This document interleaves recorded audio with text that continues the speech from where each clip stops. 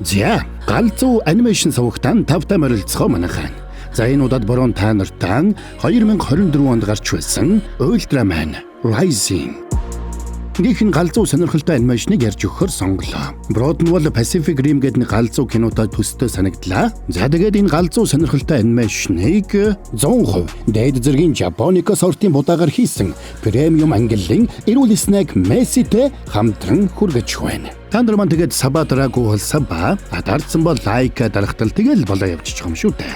Ингээд хэдүүлээ энэ галзуу сонирхолтой анимашны тайлбараа эхлүүлцгээе.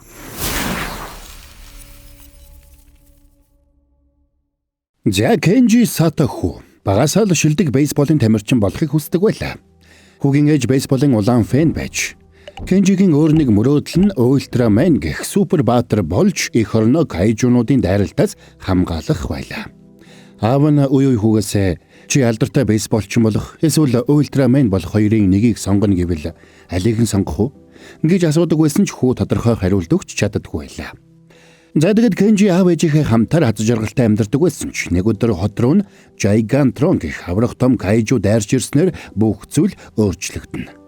Кайжугаас хамгаалах хүчнийг хариуцдаг доктор Онда гэрлүүн залгаж аав нь болох доктор Сатогоос тусламж хүслээ. Бяцхан хүү аавыгаа явахгүй байхыг гуйсан ч аав нь тоглолт дуусгаас өмнө аав нь хүрээд ирнэ гэж амлдаг. Тэгсэн тэдний нүдэн дээр нэг том онгоц гал давтаад сүрч байгааг хараад үнэхээр хот нь аюулд орсныг Кенжигийн аав доктор Сато ойлголоо. Тэгээд гүйж гараад гэрийнхээ гадаа авраг том Ultraman болж хувираад кайжу руу дайран ордог. За тэгээд тэр цагаас хойш 20 жил өнгөрчээ. Одоо Кенжи хүү алдартай бейсболын тамирчин болж Лос Анжелес Dodgers багт тоглодог болсон байна. Аав нь тэрнийг Японд эргэж ирэхийг ядгадаг байсан ч амжилттай яваа карьераа орхиод явахыг тэр ерөөсөө хүсэхгүй байлаа. Аав нь тэтгэврт гарах төгссөн учраас тэрнийг өөрийнхөө оронд Ultraman болохыг хүсэж байсан ч Кенжи энийг ерөөсөө хүсдэггүй.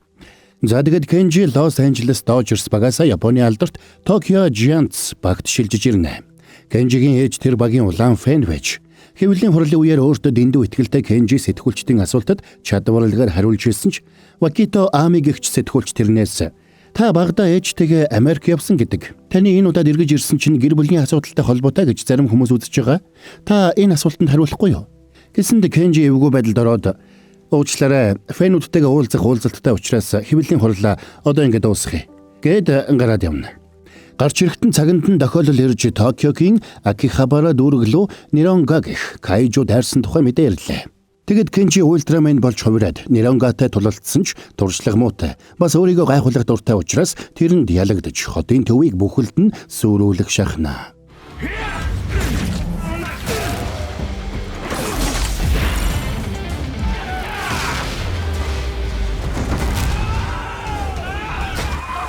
Are you okay? Азуулахад кайжугаас хамгаалах хүчнийхэн ирж кайжуг барьж авсанд Кенжи бандсандаа тэндээс бошуухан зүгтаалаа. Хэвлэлийн хурлын үеэр Кенжигээс асуулт асууж байсан Wakito Ami гэгч сэтгүүлч нь Японы алдартай сэтгүүлчдийн нэг байсан учраас Кенжигийн агент Wakito Amид Кенжитэй тусгайлан ярилцлага хийх цагийг товолсон байж. Тиймээс кайжугаас зүгтаасан Кенжи мотоциклд суугаад шууд Wakito Amитай уулзах ресторанд ирлээ. Амич тэрнээс ээжийнхэн талаар болоод гэр бүлийнхэн талаар асууна. Кенжи асуултанд нь яаж хариулахаа мэдэхгүй булзааруулж байтал азуулахад Амигийн охин Чихо гинэт гүйж орж ирээд Ultraman-ы багийг Кенжид зөвлөсөнд Ами сандарлаа. Чихо охин Ultraman-ы улаан фэн нь байлаа. Энэ үеэр кайжугаас хамгаалах хүчний төв байранд доктор Онда бүх зэргүүдээ цуглуулсан байна. Та нарын хүн нэг бүрч нь аимшигт кайжугийн дайралтаас болж хайртай дотны хүмүүсээ алдсан. Би ч бас адилхан. Тиймээс би өглөөс сэрэх бүрдээ ийм зүйл дахиж болохгүй байхын тулд юу хийх ёстой вэ гэж өөрөөсөө асуудаг. Гэвч бидний золиос талаар өнгөрөхгүй. Учир нь өнөөдөр бол онцгой өдөр. Тунгадахгүй бид айдас хүнсгүй шин дэлхийн ертөнцийг цогцлооч чадна. За ингээд Онда өөрийн бүтээсэн нэг нууцлаг бөмбөлгийг онгоцсонд ачаад далайг чиглүүлэн хөөрөглөө. Харин нөгөө талд Кенжи бэлтгэлээ хийж байна. Гэвч кайжуда хийсэн тулааны улмаас Кенжи мөрөө баг зэрэг гэмтээсэн учраас бэлтгэл нь нэг л болж өгдөг. Тэрний хувьд кайжунуудтай тулалдахаас илүү тэднийг кайжугаас хамгаалах хүчнийхэнд даатгахыг илүүд үзэж байлаа. Учир нь хотын ард иргэдэд шинэ Ultraman-ыг хуучныхтай нь харьцуулж ард иргэдийн аюулгүй байдлыг авч хэлэлцэхгүй байна гэж шүүмжлэх болжээ. Тиймээс Кенжи Ультраманы үүргээс чөлөөлөгдөж зөвхөн бейсболд л анхаарлаа хандуулахыг хүсэж байлаа. Энэс гадна тэрнийг Японд ирсний дараахан ээж нь сургуу алга болсон учраас Кенжи сэтгэл санаагаар их унсан байж тэрэнд ганцхан AI туслах Минан л хануулж байлаа. Тэр өрөө Кенжи шинэ багийнхантайгаа эхний тоглолтондоо орохор боллоо. Тэрнийг ирэхээс өмнө Giants багийн амжилт тэмд сайн байсангүй. Тиймээс Кенжиг багийн нөхцөл байдлыг эрс өөрчилнө гэж фэнүүд нь найдаж байлаа. Харамсалтай нь мөрний гэмтлээсээ болоод Кенжи санснараа тоглож чаддаггүй. Гэвч тэр бүх хүчээ шавхаж сүүлийн цохилдоо амжилттай хийж чаддаг. Энэ үеэр доктор Хондогийн явуулсан хөлгүүд учир битүүлэг бөмбөлгөө ачаад бейсболын стадионы ойролцоо нисч байлаа. Тэгсэн тэдний араас нэг нисдэг кайжу ирээд хөлгүүд рүү дайрч сүрүүлдэг.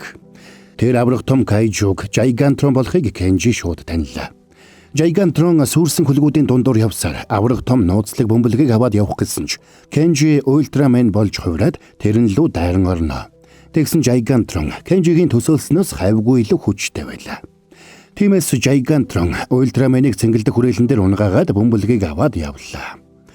Үүнтэй зэрэгцээд доктор Хонда чүүрийн нууцлаг бөмбөлгийг авчруулахаар бүх хүчээ илгээж Gigantроныг зүйл дуусгах тушаалыг өгнө. Удалгүй кайжугаас хамгаалах хүчний онгоцууд ирээд Gigantроныг хөөж эхэлцгэн. Ультраменч тэдэнтэй зэрэгцэж нисээд зүгтж байгаа кайжу руу дайрах шаардлагагүй гэдгийг санууллаа. Бүх нисгэгчд анхаар хэрв Ультрамен саад болвол тэр нь лөө үхлийн цохилт хийх зөвшөөрлийг олгож байна. Энэ тушаалыг авсан хөлгүүд бүгдээрээ Gigantrон Ультрамен хоёр лөө дайрч эхэлцгэнэ. Ингээд Ультрамен Gigantроны урдуур орж цохилдод өртснөөр ухаан алдаж ус руу унлаа. Тэрнийг ухаан орхиод үхлийн шарх авсан Gigantronч тэрний хажууд усан дээр унаад амьсгал хураадаг. Тэгсэн Gigantроны барьж явсан бөмбөлөг хагарч дотроос нь кайжугийн өндөг гарч ирээд Ультраманы гаран дээр хагарч дотроос нь бяцхан кайжу гарч ирлээ. Тэр нь Gigantроны өндөг байсныг Ультраман ойлгоод байлдааны онгоцнуудыг ирэхээс өмнө амжиж гэрлүүгээ зүгтаана. Гэртээ кайжугийн зулцыг авчирсанд Мина гайхнаа. Учир нь хэн ч өмнө нь кайжугийн зулцыг харж байгаагүй байлаа. Чи ямар ч тусгүй амт юм да Мина. Чамаас асууснаас Сиригээс асуусан нь дээр юм байна. Гэртээ кайжугийн зулцыг авчирсан хүн нь би биш. Чи. Энэ амтан яагаад өнгөө өөрчлөд байна? Чи үүнийгээ Сиригээс асуусан нь дээр байх. Тэгсэн тэр зулцыг Ультраманыг өөрийнхөө ээж гэж бодоод байгааг Кенжи ойлгоод сандардаг. Би өөрийн гэсэн амьдралтай. Би легт төрүүлж цом авах ёстой. Би ийм амтны асрагч хийж чадахгүй. Ерөөсөө энэ амтныг гаргаад хайчих. Тэгсэн Кенжи тэр зулцгийг хааш нь хаваачиж хаяхаа мэддэггүй. За тэгээд яахаргаа олохгүй байсан тэрнийг сандарч эхлэхэд зүрхний цохилт нь хурдсснаар Кенжи жирийн хүн болж хувирлаа. Энийг харсан жижигхэн кайжу айж Кенжи рүү тусгаад олгоноор буудсанд Мина тэрнийг амжиж шилэн хоргонд орууллаа. Тэгээд Мина шууд Кенжигийн аав руу залгана. Тэгсэн Кенжи аавтайгаа ярихыг хүсэхгүй байсан учраас утсаа шууд салгадаг. Нөгөө талд доктор Онда амиа алдсан Gigantроныг хажууд ирж өндөг нь хагарсан болохыг мэдээд тэрний зулцгийг яралтай олохыг цэргүүдэд тушаалаа. Удалгүй Кенжигийн аав доктор Сато гэрт нь ирсэн ч Кенжи гэрт нь кайжугийн зулцэг байгааг хэлсэнгүй. Тэгээд бандсандаа гэртээ парти зохион байгуулж байна гэж хэлдэг. Энэнд нь доктор Сато уурлнаа. Энэ дэлхийд ирэх хамгийн сүр жавхлантай амтан. Өөрийнхөө төрөл зүйлийн сүүлчийн Gigantrон дөнгөж сая үхчээд байхад чи яаж ичгүй гэртээ парти зохион байгуулад сууж байж чадж байна. Тэр сүр жавхлантай амтан чинь миний толгойг золтой л авчихаагүй шүү аавгүй. Би тантай бараг 20 жил уулзаагүй. Та биднийг биш энэ мангасуудаа биднээс илүүд үдсэн. Тэгээд хөгшрүүд би чинь дийлэхгүй болоод ирэхээр би танд хэрэгтэй болсон уу? Би тань шиг Ультраман болохыг анханасаа хүсээгүй. Ээж гуйсан учраас л би ирсэн. Гэтэл та мангаснуудаа илүү санаа зовж байх шүү. Гайхалтай. Үгүй дээ. Би зөвхөн чамайг хамгаалахыг л хүссэн. Гэхдээ та хамгаалаагүй. Та намайг хөсөр хайсан. Ээжийг алга болоход хайж олох гэж ядаж оролцсон юм уу? Ээж чинь алга болсон нь надад ч бас хүн дээр туссан Кенжи. За. Чамаа ганцаараа чинь үлдээе дээ. За тэгээд доктор Сатог явсанд Кенжи аавда хадуу хандсандаа өөртөө харамслаа. Тэр шүн кайжугийн зулцэг шүнжин хуйлсан учраас аргагүй байдалд орсон Кенжи Ультраман болж хувирсанд бяцхан кайжу эргээд тайвширдаг. За тэгээд Кенжи тэрний нүдэн дээр олон дахин хувирч үзүүлсний эцэст бяцхан кайжу саяныг тэрнээс айхаа болно. Тэгэд Мина Кенжи хоёр хэсэг зөвлөлдсөний эцэст тэрнийг өлсөд байгаа юм байна гэж бодоод хооллох гэж оролдсон ч тэдний өгсөн хоолыг ерөөсө тоосонгүй. Тэгэд тэд тэрнийг загас идэх дуртай болохыг ойлгоод Кенжи Ультраман болж гараад тэрэнд олон загас авчирч өгсөнд бяцхан кайжууч амаа олохгүй идэж эхэлнэ. Маргааш нь шүнжин бяцхан кайжуудаа ноцолдож ядарсан Кенжи нөхөн тоглолтод оролцохоор явсан бол аргагүй байдалд орсон Мина бяцхан кайжууд зөрөгт үзүүлсээр үлдлээ. Тэр өдөр ядарсан Кенжи маш муу тоглолт үзүүлж энэндээ стресстэй эсрэг багийн тамирчинтай зодтолдож талбайг чөлөөлнө. Тэр өрөө Мина Кенжиг дуудаж нэг юм үзүүлэе гэж хэлнэ. Тэгээд очтол бяцхан кайжу хүүхдийн дууны аянд бүжгэлж сурсан байна. Гэвч тэрний шилэн хорог бүхэлдээ кайжугийн баас болжээ. Тийм учраас Мина тэрэнд бяцхан кайжуг хамтдаа өсгөх хэрэгтэй байгааг санууллаа. Намайг бейсболын бүтэн үйлрэл хүлээж байна. Би чадахгүй. Үүнийг чи гэртээ авчирсан учраас энэ бол чиний үүрэг хариуцлага. Хэрвээ чи санаа тавихгүй бол энэ өөхөх болно. Мэдээж хэцүү хайхч би чамд чадлаараа туслана. Хамтдаа охиныг өсгөж, угааж, цэвэрлж, хооллож байх хэрэгтэй байна. За ингээд аргагүй байдалд орсон Кенжи бяцхан кайжуг өсгөх гэж байдгаараа хичээд. Иннээсээ болоод маш их ядрах болсон тэрний талбай дээрх үзүүлэлт эрс муудлаа.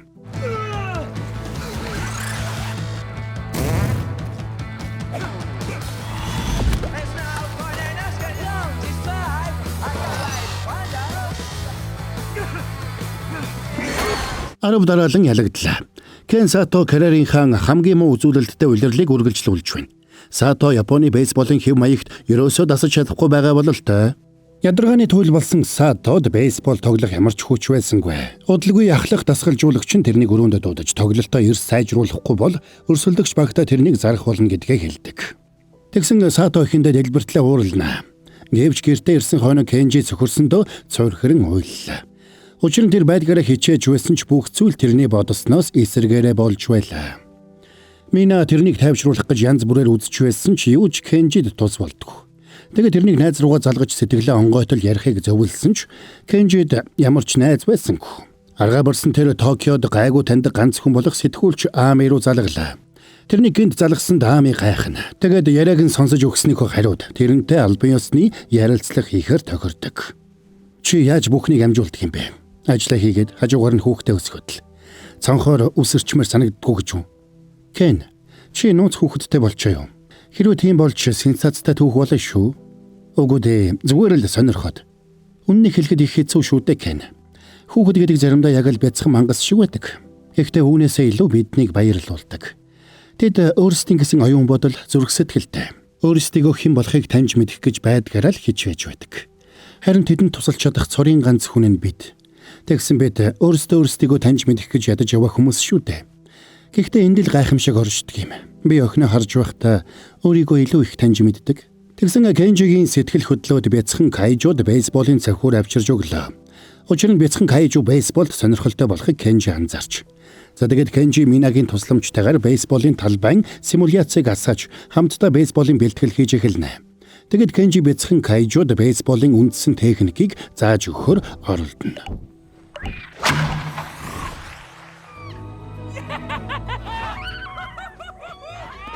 Энэ үед доктор Ондогийн цэргүүд бяцхан кайжуг тасралтгүй хайсаар байна. За sorry бажгараа борон та нарт гялсны гоё юм хэлээд хий. Кино үзэх агшнаа next level болгоо. Месси бол 100% дээд зэргийн Жапонико сортын будаагаар хийсэн премиум ангиллын эрүүл снэк гэж байгаа. Төмсний чипс шиг хүнд биш. Хөнгөн шаржгансан өвөрмөц бүтэцтэй хамгийн гол нь галзуу гоё амттай. Борогийнхан тайлбарыг үзэж байхдаа идэхэд яг тохирно заяа. Гэртээ сууж байхдаа ч кино театрт байгаа юм шиг л vibe-ыг мэдрэн гэд боддоо галзууз BBQ chicken зүгийн балтай чихэрлэг гэсэн төрлүүдээс сонголтон хийгээрэй. Кино тайлбараа үзэхдээ Мессиг бэлт. Ягаад гэвэл чигнэмиг дуусгахтал жинхэнэ кино эхэлдэг.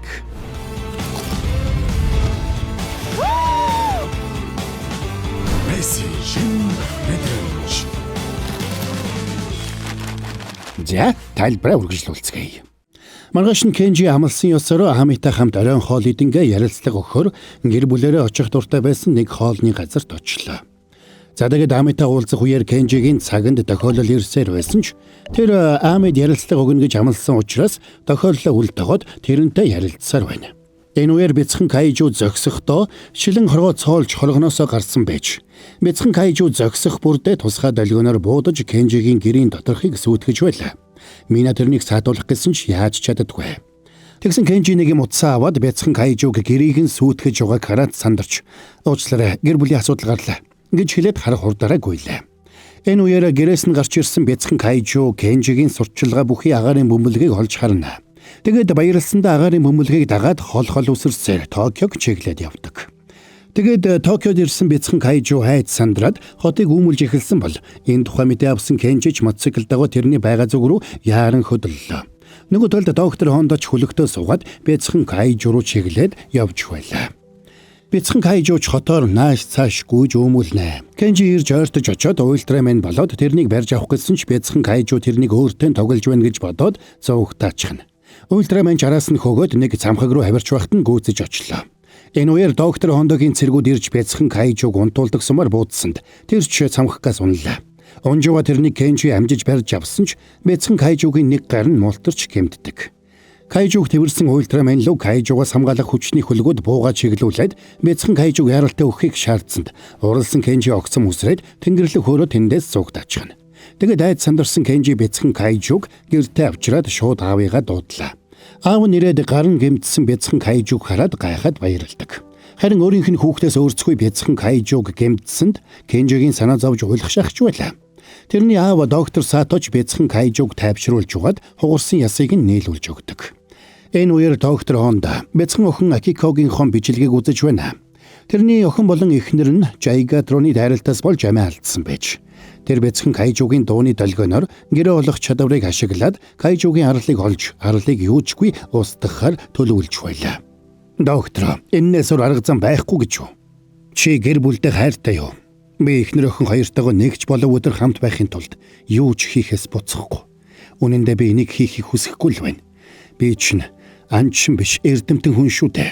Гэхдээ хайртай хүмүүсийн амийг аврахын тулд хэцүү шийдвэрүүдийг гаргах ёстой гэдгийг би ойлгосон юм. Ойлгов. Ахмадаа, та ядарсан харагдаж байна. Гэртээ очиод сайхан амар. Тэгээд доктор Хондо лаборатори руу очиод орлуулагч гэх нэг төслийг эдэвхжүүлдэг. Харин нөгөө талд Кенжи хаавтайгаа эвлэрэх хивээ нэг л олохгүй сууж байна. Тэгсэн мэдээгээр доктор Хондо Ультрамен Кайжутай нэг тал болох нь тогтоогдсон учраас Кайжу болон Ультраменыг олох хүртлээр манай Кайжугаас хамгаалах хүчнийхэн эрэл хайгуулаа зогсоохгүй. Бид аюул занлыг арилгах хүртлээр зогсохгүй гэсэн мэдэгдэл хийж байлаа. Тэгсэн доктор Сатогийн санаа их зовлоо. Кенжи, би доктор Хондо гэртнээс мэднэ. Тэр зөвхөн таарсан Кайжу бүрээ алахыг л зорддог байсан. Тэгсэн одоо тэрийн бяцхан Кайжуг амьдаар нь барьж авахыг хүсэж байна. Тэр ямар нэг зүйл сэдэсэн нь тодорхой. Тэр бяцхан Кайжуг гартаа оруулаад чамайг алахаас нааш зогсохгүй. Чи бид хоёр санаа нийлдэггүй байж болох ч ядаж бяцхан Кайжуг хамгаалах дээр санаа нэгдэж болно үсттэй. Тийм ээ, болж байна. Тэгээд тэд цаашид бяцхан Кайжуг том болтол нь өсгөх зүйтэй гэж шийдлээ. Учир нь Кайжугийн арлыг хаана байдгийг тэд мэдэхгүй. Мэдээд тийш нь аваачсан ч өөр Кайжунууд тэрнийг шууд идэх байлаа. Тэм учраас тэд бяцхан Кайжууд Кенжигийн ээжтэй адил Эми гэдэг нэр өгнө. Тэгэд Эмид байршил тогтоох төхөөрөмжийг суулгаад хамтдаа усанд сэлэх, загас барих гэх мэт наад захын ур чадварыг зааж эхэлдэг. Хажуугаар нь Кенжи Эмид бейсбол тоглохыг үргэлжлүүлээд заасаар байна. За тэгээд гэр бүлийнх нь амьдрал цэгцрэх тусам Кенжигийн талбай дээр гаргах амжилтч аажмаар дээшилж эхэлнэ. Үр дүнд нь тэдний Giants баг лигийн 2 дугаар байранд жагсах болжээ. Нэг өдөр доктор Сато Кенжи Эми хоёрыг дагуулад цуслангийнхаа байшин дээр нэм. Тэнд очисон хойно аав нь сургуу алга болсон ээжийг нь өнгөрсөн хугацаанд тасралтгүй хайсаар байсан болохыг Кенжи ойлгоод аавдаа хатуу хандаж байсантаа харамслаа. Бас тэнд ээжийнх нь аав руу явуулдаг байсан Кенжигийн цом бөмбөг болоод бусад эд зүйлс дүүрэн байлаа. Тэрөөрөө Кенжи аавтайгаа эвлэрч хамтдаа түүдэг галын дэргэд суугаад сэтгэлээ хуудлан ярилццгаана. Ярилцаж байхдаа Ультрамен байна гэдэг нь зөвхөн Кайжутай тулалдах явдал биш, харин Кайжу болоод хүмүүсийн хооронд тэнцвэрийг тогтоох явдал болохыг Кенжи ойлгож авлаа. Тэгсэн тэднийг ярилцаж байх зур Эми алсаас дронууд ирж байгааг хараад гинэд гүгээд явчлаа. Сандарсан Кенжи доктор Сато хоёр Эмигийн хойноос очтол тэр бэлтгэл дээрээ хийж байсан шигээ гинэд долгионоор буудаж тэр бүх дронуудыг устгаж орхино. Өөрсдийнх нь байршил илэрсэн болохыг ойлгосон мань хоёр тэндээс явах гэсэн ч Эмигийн биеэс гинэд гэрэл цацарч бүрхүүл үүсээд тэр бүхэлдээ бүрхүүл дотор орчихлоо. Эмиг хөгжлийнхөө дараагийн шат руу шилжихээр хичээндээ орсон болохыг ойлгосон доктор Сато тэрнийг яралтай аюулгүй газар тавиажихыг Кенжид захилаа.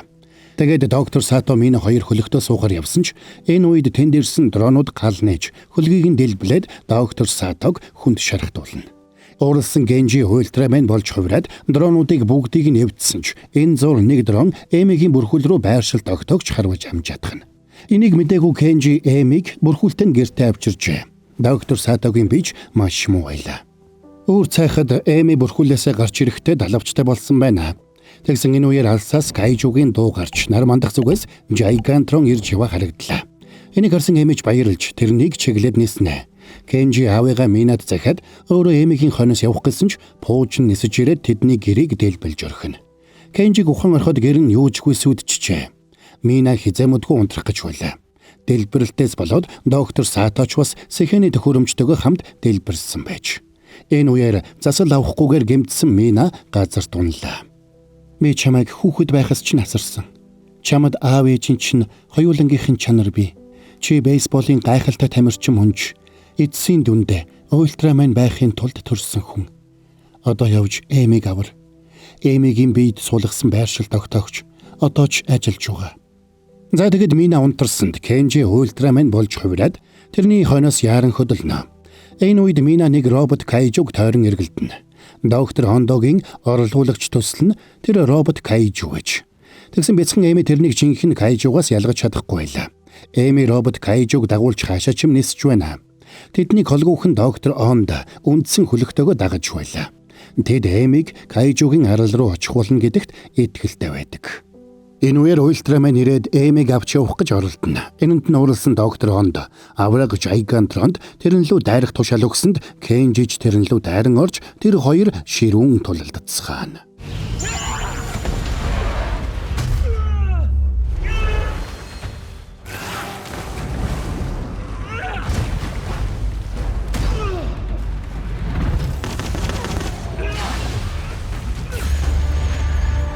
Энэ үед Эми дэлбэрэлтийн долгионд зохигдоод ухаан алдаж унлаа. Тэгсэн Кенжи дэлбэртлээ уурлаад робот Кайжуг газар тунгаад зохиж эхэлнэ. Тэгээд гарыг нь тасдах гэсэн ч төмөр бүрхүүлийн дотор жинхэнэ Кайжу байгааг ойлгоод зог туслаа. Тэгсэн энэ үеэр доктор Хондогоос тушаал авсан Кайжу Кенжигийн хоолойг багал зурцсанд амьсгал нь боогдсон тэр хүн болж хувираад ус руу ундаг. Аз улхад живхээс өмнө өөр нэг ультрамен ирээд тэрнийг уснаас гаргалаа. Хүнд шарахтай байсан доктор Сато тэрнийг аврахын тулд бүх хүчээ шавхан байж ультрамен болж хувираад тэнд ирсэн нь тэр байж. Энийг харсан доктор Хондоч робот Жайгантронд сүүлд ирсэн ультрамен руу давтлах тушаал өглөө. Тэгсэн Эми робот Жайгантроны өмнө очиод тусгай долгионоор ярьсанд робот Жайгантрон төв хөлгөөсөө тушаал хүлээж авах болно. Тэгээд тэр ухаан орж төмөр бүрхүүлээ хуулсанд дотроос нь Эмигийн жинхэнэ ээж нь гараад ирнэ. Тэгсэн доктор Хондо өөрөө хөлөгтөө үлдээд хөлгийнхөө бүх гишүүдийг хөлгөөс нүүлгэн шилжүүлдэг. Тэгээд тэр хөлгийн удирдлагыг ганцаараа гартаа оруулж авраг том робот болоод ультрамен руу бүх хүчээрээ давтална. Тэрнийг хүчээ нийлүүлж байж л ялах боломжтойг ойлгосон аав хүү хоёрч зэрэг ультрамен болж хувираад тэрнтэй ширүүн тулалдацгаана.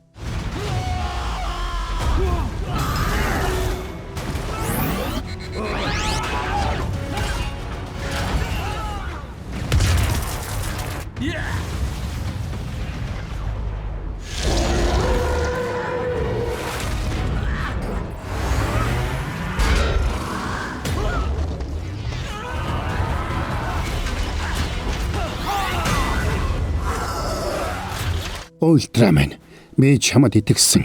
Чамайг биднийг хамгаална гэж итгэсэн. Чамайг миний гэр бүлийг хамгаална гэдэгт итгэсэн. Гэвч чи тэднийг өхүүлсэн. Энэ үеэр амжиж ирсэн Кенжи Эми хоёр доктор Хондогийн робот руу ширүүн дайран орцгоолоо.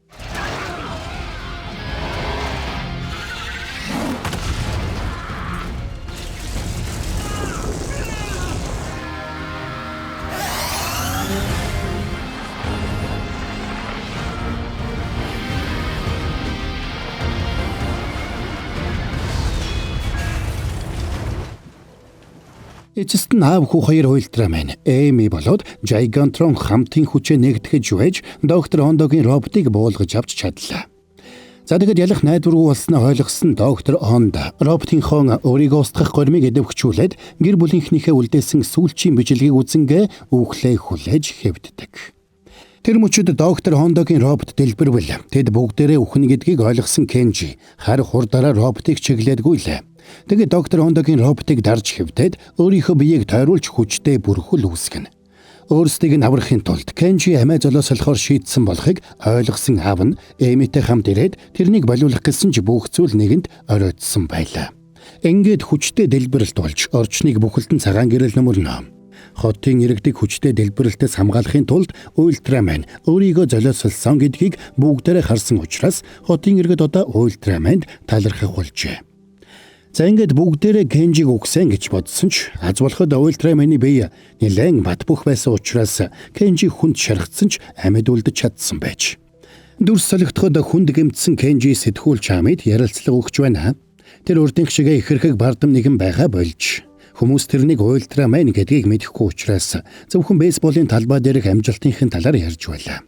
Тэгсэн Кенжи тэр бүх амжилтаа зөвхөн багийн андууд болоод гэр бүлийнхний мань хүч гэж тодорхойлно. Дахиад дүрс солигдоход Gigantrон, Кенжи, доктор Сатонор хамтдаа бяцхан Эмиг Кайжугийн арал руу хүргэж ирж байгаа харагдаснаар энэ галзуу анимашн маань дуусаж байгаа юм. За энд хүрээд энэ галзуу сонирхолтой анимашны тайлбар маань дууслаа. Нэг ийм учиртай галзуу сонирхолтой анимашн байсан байна. Бороод нь бол зураглал нь бол үнэхээр галзуу байлаа. Та нарт маань ямар санагдав да? Тэгээд муу борогийнхэн тайлбар ойлгомжтой байж таалагдсан гэдэгт муу борон 100% итгэлтэй байна. Нэрээ 100% гэснээс манайхан энэ удаагийн дугаарыг маань хамтрагчаар байна штэ. 100% дээд зэргийн Japonica сортын будаагаар хийсэн премиум ангиллын эрүүл снэг Месси хамтран ажиллаа. Та нар маань кино үзэх агшнаа Месситэй next level болгоорой. Төмсний чипс шиг хүнд биш заяа. Хөнгөн шаржгансан өвөрмөц бүтэцтэй хамгийн гол нь галзуу гоё амттай гэж байгаа. Муу борогийнхаа тайлбарыг үзэж байхдаа идэхэд яг тохирно. Гэртээ сууж байхдаа ч кино театрт байгаа юм шиг vibe-ийг мэдрэн гэд боддоо галзуу биз. BBQ chicken зүгийн балтай чихэрлэг гэсэн төрлүүдээс сонголтоо хийгээрэй. Кино тайлбараа үзэхдээ Мессиг бэлдээрэй. Яагаад гэвэл жигнэмиг дуусгахдаа жинхэнэ кино эхэлдэг. Месси. За тэгээд та нар маань галзуу анимашн суугаад дэмжиж саба дараагүй бол саба дарцсан бол лайка дарахтал тэгэл болоо явчихж байгаа юм. Нэрээ галзуу сери суугтан саба дарахаа мартуу. За тэгээд хэдүүлээ дараагийн бас нэгэн галзуу солиотой сонирхолтой магадгүй хөөрхөн анимашны тайлбараар удахгүй уулзцгаая.